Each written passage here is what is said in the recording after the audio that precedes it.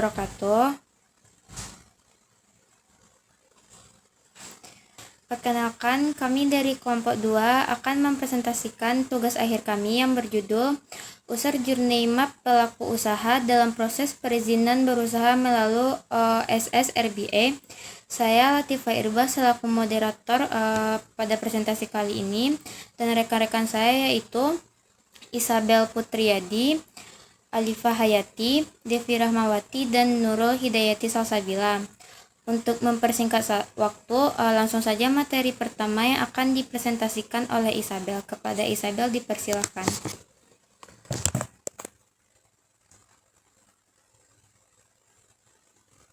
Baik, terima kasih kepada moderator. Saya Isabel Putriadi dengan NIM 240422118 sebagai pemateri 1. Langsung saja masuk kepada latar belakang. Pemerintah menghadirkan OSS RBA sebagai sistem perizinan digital yang terintegrasi untuk menyederhanakan proses perizinan usaha yang sebelumnya bersifat rumit usaha serta menciptakan iklim investasi yang kondusif. Dengan mengintegrasikan layanan perizinan dengan berbagai instansi terkait seperti AHU, Kemenkumham, Direktorat Jenderal Pajak atau DJP, dan Direktorat Jenderal Bea Cukai. Melalui integrasi tersebut, proses perizinan diharapkan menjadi lebih cepat, transparan, dan efisien. Namun demikian, dalam pelaksanaannya masih ditemukan berbagai hambatan implementasi, baik dari sisi penggunaan yang memiliki keterbatasan literasi digital, maupun dari sisi penyelenggaraan yang menghadapi kendala teknis, koordinasi, dan infrastruktur sistem. Selanjutnya, masuk kepada rumusan masalah. Rumusan masalahnya yang pertama yaitu bagaimana alur perjalanan pelaku usaha dalam mendirikan PT atau CV melalui OSS RBA hingga memperoleh NIB yang izin komersial atau operasional. Yang kedua, integrasi OSS RBA dengan sistem lain seperti AHU, Kemenkumham, DJP, dan Bea Cukai dalam mendukung proses perizinan. Yang ketiga, hambatan apa saja yang dialami oleh pelaku usaha maupun pihak pemerintah dalam penggunaan OSS RBA. Dan yang keempat, upaya penyederhanaan proses dan pengembangan XDEX virtual cerdas dapat meningkatkan pengalaman penggunaan dan efektivitas sistem. Tujuan penelitian ini yaitu yang pertama memetakan user journey pelaku usaha, yang kedua menganalisis integrasi sistem OSS, dan yang ketiga mengidentifikasi hambatan, dan yang terakhir memberikan rekomendasi perbaikan. Baiklah, hanya itu yang dapat saya sampaikan. Saya kembalikan. Baik, terima kasih kepada Isabel. Materi selanjutnya yang akan dipresentasikan oleh Nurul. Kepada Nurul dipersilahkan. Baiklah, saya akan melanjutkan materi terkait pengertian User Journey Map. User Journey Map merupakan alat analisis yang menggambarkan langkah-langkah yang dilalui oleh pengguna dalam menggunakan suatu layanan. Pemetaan ini berfokus pada tindakan pengguna di setiap tahap, perasaan, harapan, dan kendala yang muncul, interaksi antara pengguna dengan sistem, peluang perbaikan layanan. User Journey Map digunakan untuk melihat proses yang dilalui pengguna secara bertahap, termasuk interaksi dengan sistem, kendala yang dihadapi, dan potensi peningkatan kualitas layanan publik. Next.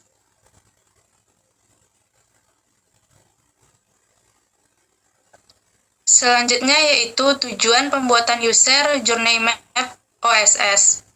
Yang pertama yaitu mengidentifikasi alur lengkap proses perizinan berusaha. 2. Memahami pengalaman pelaku usaha saat mengurus izin. 3. Menemukan titik hambatan pada sistem OSS. 4. Memberikan dasar rekomendasi perbaikan. Melalui User Journey Map, proses perizinan OSS RBA dapat dianalisis secara lebih jelas, sehingga memudahkan identifikasi tahapan yang paling sering menimbulkan kendala. Selanjutnya yaitu tahapan user journey pelaku usaha di OSS RBA. Yang pertama yaitu persiapan dokumen dan pembuatan akun OSS. Menyiapkan data pribadi, data usaha, email aktif, dan dokumen pendukung. membuat akun OSS di laman oss.go.id. Yang kedua yaitu login dan input data badan usaha. Login menggunakan email dan password, mengisi data pelaku usaha dan memilih bentuk usaha. Yang ketiga yaitu pemilihan data kegiatan usaha atau KBLI. Memilih KBLI yang sesuai dan mengisi lokasi usaha. Yang keempat yaitu penerbitan NIB. Sistem menghasilkan NIB otomatis setelah semua data lengkap.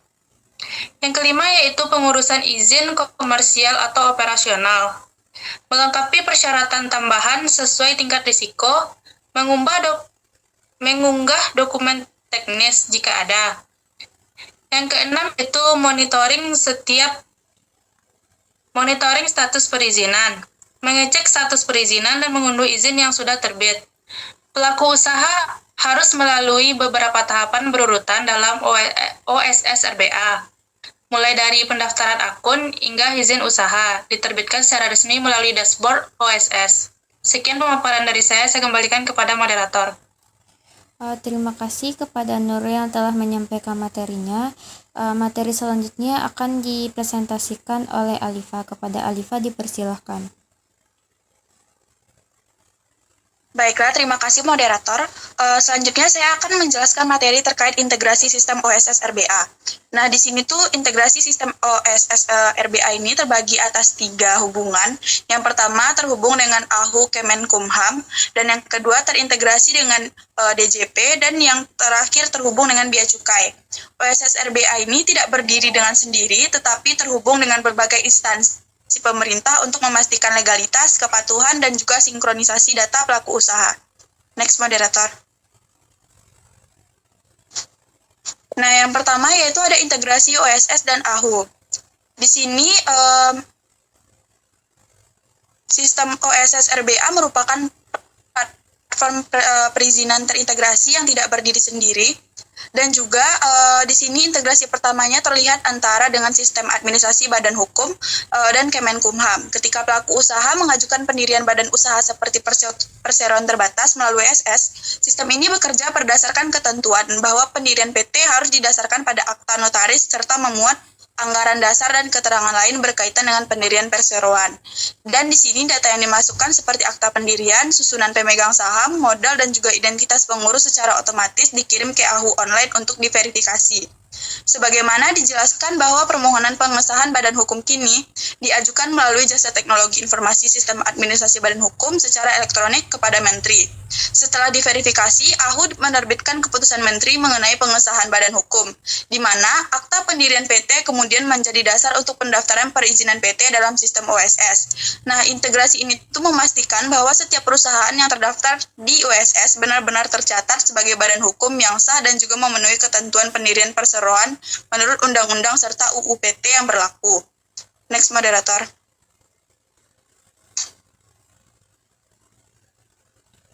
Nah, selanjutnya yaitu ada integrasi OSS dengan DJP.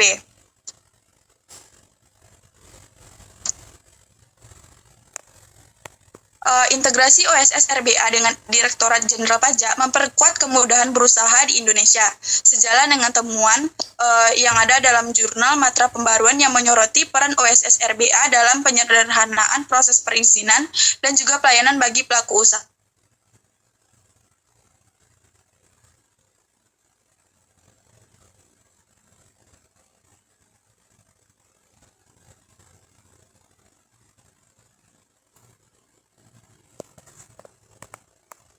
Manual karena identitas perusahaan mulai dari nama PT, alamat usaha hingga klarifikasi lapangan usaha langsung disesuaikan oleh DJP dan juga NPWP yang terbit akan tersinkronisasi kembali di dashboard OSS. Dengan integrasi ini, perusahaan dapat segera memenuhi kewajiban perpajakannya dan juga meminimalkan potensi kesalahan data akibat pengisian berulang di berbagai platform. Sebagaimana efektivitas OSS RBA dalam mendukung pencapaian tujuan kebijakan perizinan dan juga pelayanan usaha juga dijelaskan. Selanjutnya yaitu mengenai integrasi sistem OSS dengan sistem Bea Cukai. Integrasinya yaitu adalah terdapat dalam pasal 1 Peraturan Menteri Keuangan tentang integrasi perizinan berusaha integrasi secara elektronik dengan sistem perpajakan dan juga kepabeanan dijelaskan bahwa pelaku usaha dapat berupa perseorangan ataupun non-perseorangan yang melakukan usaha ataupun kegiatan pada bidang tertentu. Nah, di sini importir dan eksportir adalah orang perseorangan atau badan hukum yang melakukan kegiatan memasukkan atau mengeluarkan barang dari daerah ke daerah pabean. NPWP beserta keterangan status wajib pajak digunakan sebagai dasar identifikasi dan juga validasi legalitas pelaku usaha sebelum memperoleh layanan kepabeanan dan juga perpajakan. Ketiga jenis usaha yang dipilih pelaku usaha di OSS RBA membutuhkan akses kepabeanan. OSS mengirimkan data perusahaan termasuk identitas wajib pajak, NPWP, dan juga informasi legalitas lain ke sistem Direktorat Jenderal Bea dan Cukai. Sekian materi dari saya kembalikan kepada moderator. Terima kasih kepada Alifa yang telah menyampaikan materinya. Materi selanjutnya akan dipresentasikan oleh Devi Ramawati. Kepada Devi dipersilahkan. Baik, terima kasih moderator. Saya akan menjelaskan mengenai identifikasi hambatan. OSS adalah sistem online dari pemerintah untuk memudahkan pengurusan izin usaha. Namun, dalam pelaksanaannya, sistem ini masih belum berjalan dengan baik. Masih banyak masalah yang dialami, baik oleh pelaku usaha maupun oleh pihak pemerintah itu sendiri. Kondisi ini menunjukkan bahwa keberhasilan pelayanan digital tidak hanya bergantung kepada sistemnya, tetapi juga pada kesiapan orang-orang yang menggunakannya. Sebelumnya, saya akan menjelaskan mengenai hambatan dari sisi penggunaan atau pelaku usaha. Yang pertama, kurangnya pemahaman cara menggunakan OSS RBA, di mana pelaku usaha sering mengalami kesulitan karena banyaknya data dan dokumen yang harus disiapkan ketika menggunakan OSS tersebut. Beberapa istilah dalam sistem juga sulit untuk dipahami oleh UMKM, sehingga mereka bingung saat mengisi formulir atau menentukan jenis izin yang diperlukan. Selain itu, proses pengunggahan dokumen yang kadang gagal membuat pelaku usaha harus mengulang dari awal, yang tentu menghabiskan waktu dan menambah beban kerja mereka. Yang kedua, rendahnya kemampuan menggunakan teknologi atau literasi digital. Banyak pelaku usaha, terutama UMKM kecil dan tradisional, masih belum terbiasa menggunakan sistem online. Mereka mengalami kesulitan saat membuka website OSS, membuat akun, atau mengisi formulir digital karena belum memahami cara kerja teknologi. Penggunaan laptop atau handphone untuk mengurus izin juga dianggap ribet, sehingga proses perizinan menjadi lebih lambat dan sering terhenti di tengah jalan karena penggunaan tidak mengetahui langkah selanjutnya. Yang ketiga, sosialisasi dan informasi penggunaan OSS RBA dari pemerintah masih kurang. Salah satu hambatan besar adalah kurangnya informasi mengenai cara menggunakan OSS. Banyak pelaku usaha tidak tahu bagaimana memulai prosesnya karena sosialisasi dari pemerintah masih terbatas dan belum menjangkau semua wilayah. Ketika mereka mengalami kendala, tidak tersedia pendampingan langsung seperti helpdesk atau bimbingan tatap muka yang dapat membantu. Akibatnya, banyak pelaku usaha berhenti di tengah proses karena mereka merasa kebingungan. Yang keempat, mindset pelaku usaha yang menganggap izin usaha tidak penting. Sebagian pelaku usaha beranggapan bahwa izin usaha tidak memberikan keuntungan langsung bagi kegiatan mereka. Pandangan ini membuat mereka tidak termotivasi untuk mempelajari cara penggunaan OSS atau mengurus legalitas usaha mereka. Akibatnya, partisipasi UMKM dalam penggunaan OSS masih rendah, meskipun sistem ini sebenarnya dibuat untuk mempermudah proses perizinan. Yang terakhir, kurangnya motivasi untuk mendaftarkan usaha. Masih banyak pelaku usaha yang tidak merasa perlu memiliki NIB atau izin resmi. Akibatnya, penggunaan OSS belum maksimal, terutama pada usaha-usaha kecil. Next, moderator.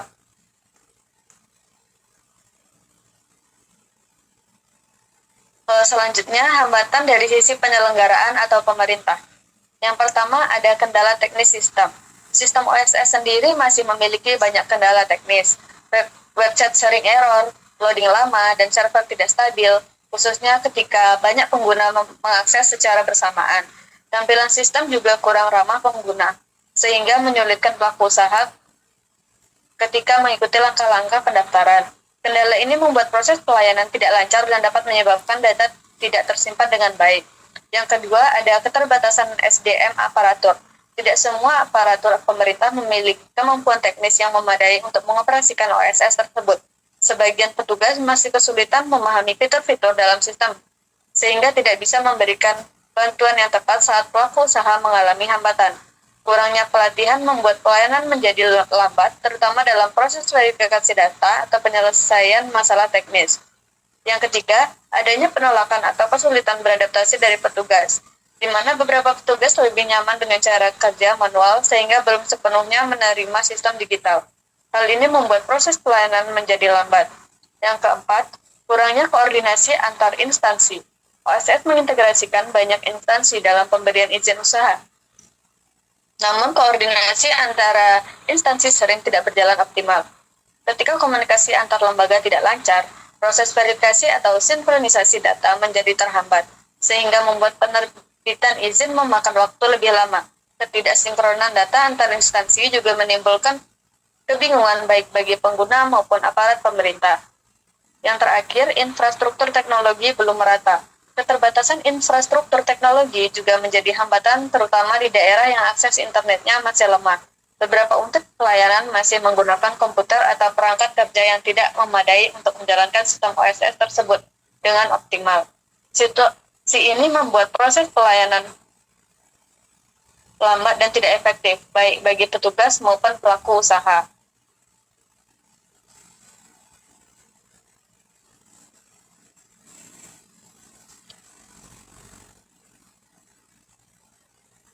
Selanjutnya, moderator.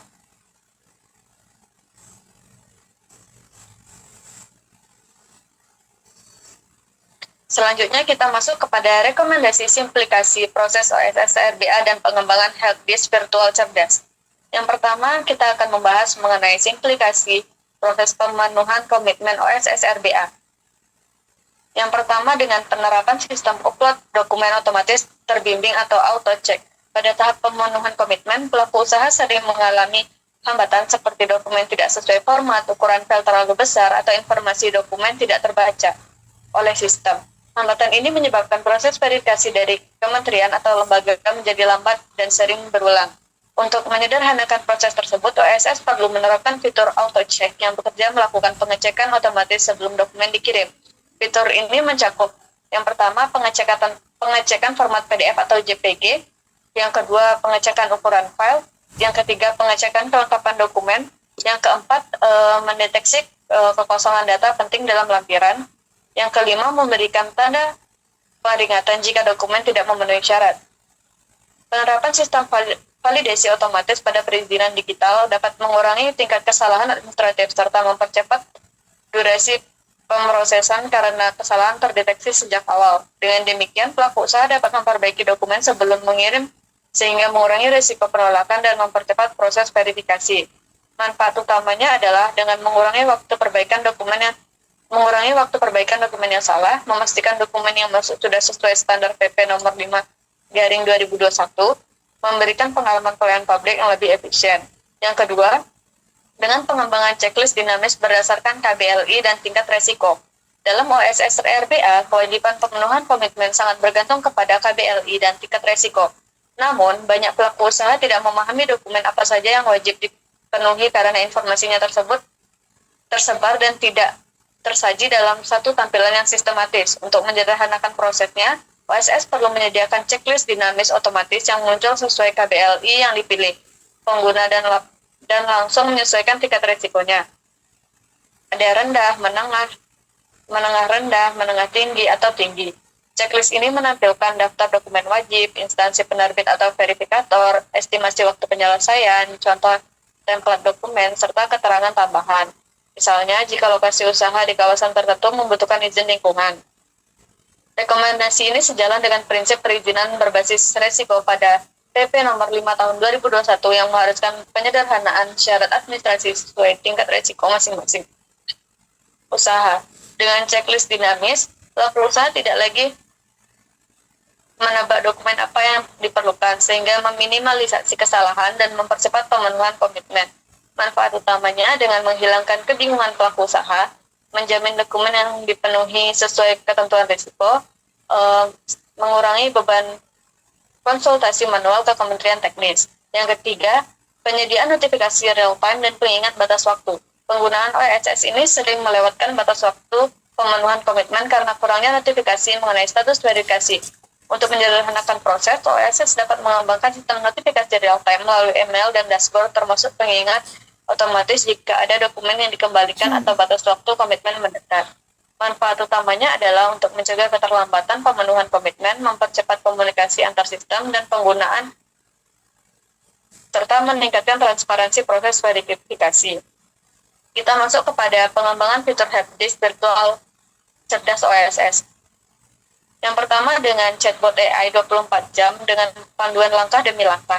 Banyak pelaku usaha terutama UMKM masih bingung memahami alur perizinan. Untuk itu, OSS dapat mengembangkan helpdesk virtual berbasis AI yang mampu memberikan panduan secara interaktif. Chatbot dapat menjelaskan setiap langkah dari pembuatan NIB, pemilihan KBLI, serta pemenuhan komitmen secara sederhana dan cepat.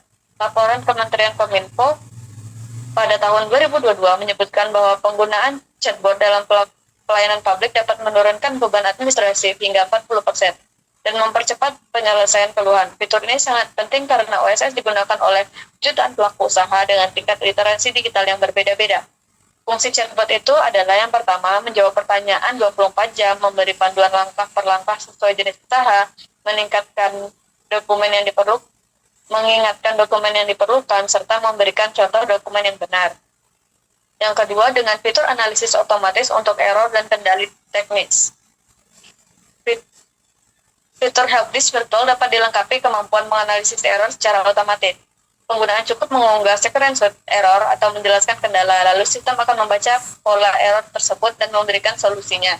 Teknologi seperti ini umum digunakan pada sistem pelayanan digital modern untuk mendeteksi kesalahan input, ketidaksesuaian format, hingga error terintegrasi. Yang ketiga, rekomendasi dokumen dan alur perizinan berdasarkan jenis usaha. Helpdesk virtual dapat dilengkapi modul analisis berbasis KBLI. Ketika pengguna memasukkan jenis usaha, sistem otomatis menampilkan daftar dokumen, syarat komitmen, dan instansi verification. Dengan cara ini, pelaku usaha bisa mengetahui semua keperluan dari awal tanpa salah langkah. Manfaatnya untuk mengurangi salah unggah dokumen, mendorong kesiapan administrasi sejak awal, serta menyederhanakan proses bagi UMKM atau pelaku usaha baru. Yang terakhir, cek status perizinan melalui chat. Helpdesk virtual dapat menentukan status proses perizinan secara otomatis hanya melalui perintah teks. Misalnya, cek status komitmen saya. Pengguna tidak perlu membuka banyak menu untuk melihat progres. Manfaatnya untuk akses status yang lebih cepat dan praktis, mendukung transparansi proses, serta mengurangi beban pertanyaan manual kepada petugas. Mungkin hanya itu yang dapat saya sampaikan. Saya kembalikan kepada moderator. Terima kasih kepada Devi yang telah menyampaikan materinya. Dari presentasi kelompok kami tadi dapat disimpulkan, secara keseluruhan OSS RBA telah memberikan kemudahan dalam proses perizinan usaha dan menjadi inovasi penting dalam pelayanan publik berbasis digital. Penggunaan User Journey Map terbukti membantu dalam mengevaluasi kualitas layanan dengan mengidentifikasi alur proses serta titik-titik hambatan yang dialami dalam pelaku usaha. Meskipun demikian, berbagai kendala masih perlu ditangani baik dari sisi teknis sistem maupun kesiapan pengguna dan aparatur pemerintah. Oleh karena itu, peningkatan kualitas sistem, sumber daya manusia, serta dukungan infrastruktur menjadi hal yang penting agar OSS RBA dapat dimanfaatkan secara optimal oleh seluruh pelaku usaha dan benar-benar mendukung kemudahan berusaha di Indonesia. Sekian presentasi dari kelompok kami. Apabila ada salah kata dan kurang kata, mohon maaf. Assalamualaikum warahmatullahi wabarakatuh.